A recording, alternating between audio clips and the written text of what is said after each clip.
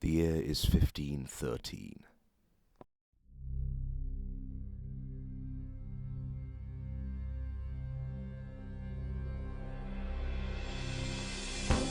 The English king, Henry VIII, has left the kingdom for France, leaving behind his wife, the Queen Regent, Catherine of Aragon, and the north of the kingdom completely undefended. The Earl of Surrey is called to defend the north, calling bannermen and loyalists to his cause. Meanwhile in Scotland, the Scottish King James IV, seeing his chance, marches south to conquer England with his newly formed army, laying claim to England, seat, crown and throne. After discovering the intentions of the Scottish monarch, the Earl of Surrey, with his compatriots and their armies alongside his, all amounting to an army size of 26,000 men, they set out to meet in open combat.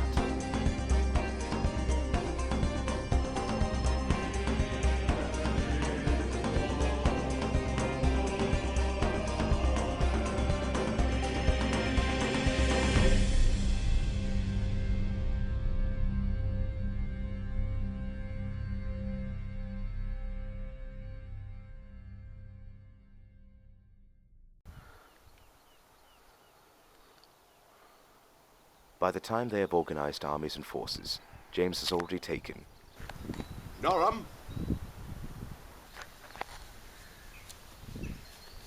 Etal, and Fort Castles.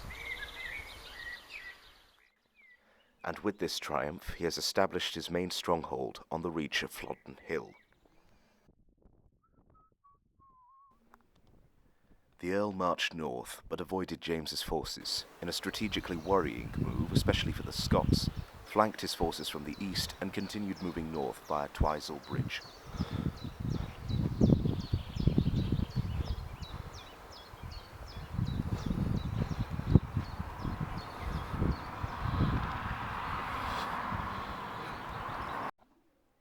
James was forced to upcamp and relinquish his stronghold, as it was now too exposed.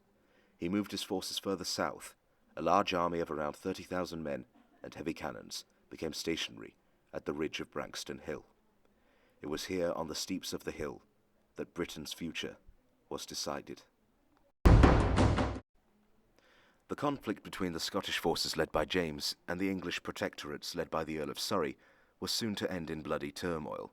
Both forces had finally drawn out battle lines. The English forces, the Earl of Surrey, Thomas Howard, Edmund Howard, Constable Dacre and Stanley, had prepared for the battle a stone's throw away from the small village of Branxton at the bottom of the hill, equipped with light cannons, whereas the Scottish men and their King James IV, armed with heavy cannons, were stationary at the top of the hill. The battle began with the Scottish cannons firing first, heavy metallic monsters capable of firing cannonballs the size of heads, but to no avail. Heavy metal is hard to maneuver, if not impossible to aim. The firing is slow and takes a grievous amount of effort and manpower to control. Either the shots simply hit the ground and spat dirt into the air, or the shots simply overshoot the English soldiers. This favour was not returned, however, as the English returned fired. And to devastating effect, the light cannons tore through Scottish numbers in a matter of moments, in a quick return fire. But cannons alone would not decide the outcome of the battle. In truth, the battle was split into four major events. The first was in the wake of the English cannons firing for the first time. Hume and Huntley of the Scottish forces attacked next, advancing down the slope of the hill armed with large, long pikes, of which had served them well in combat against other European countries. But against the English it was a different matter entirely.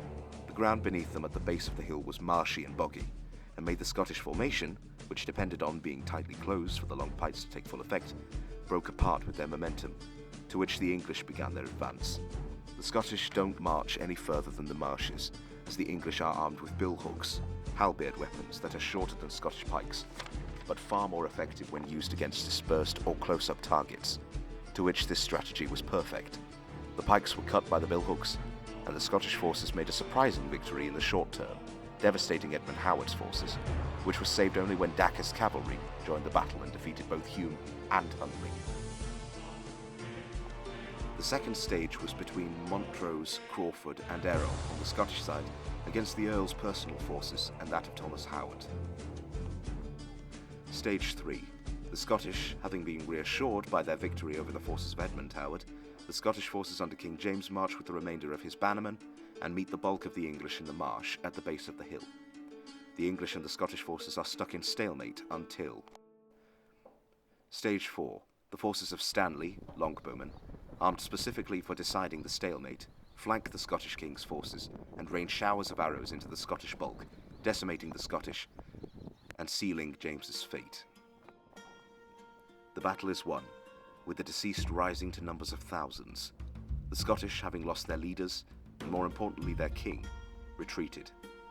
Both sides counted their dead. In total, the English forces lost a total of approximately 1,400 men. But in contrast, the Scottish forces had lost over 10,000 men and their king. Some criticised the Scottish tactics when considering their primary position at the top of the hill, when they could have easily stayed and forced the opponents to move up the hill, rather than the Scottish moving down the hill into marshy territory. Some say it was more English valour than Scottish inexperience on the battlefield. Some people were stupid. Another problem was the armaments that each side acquired. The English were armed with billhooks, chainmail, maces, halberds, full-plate armour and steel shields. The Scottish, however, were armed with long spears, a personal sword and a wooden targe that really didn't protect them anywhere higher than their shoulders. There was no question that the quality of the English infantry outmatched the Scottish by kilometres. Today the monument stands as a clear remembrance of a bloody and terrible battle, in which both sides bled as an outcome. The fields about Branxton are fitted with a stream to vent rainwater and keep the lands clear and dry most of the time. But no matter the rainfall, nothing can wash away the memory of that day, September the 9th, 1513.